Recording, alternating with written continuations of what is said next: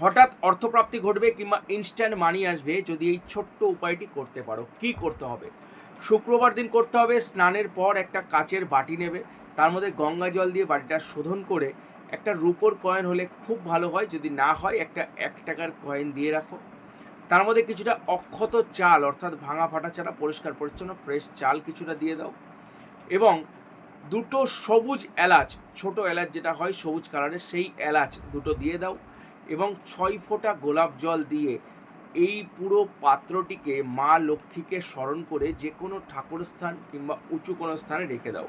প্রতিদিন পুজোর সময় ধূপ প্রদীপ দেখাও এবং প্রত্যেক শুক্রবার করে এলাচ দুটো চেঞ্জ করো এবং 6 ফোঁটা করে গোলাপ জল দিতে থাকো।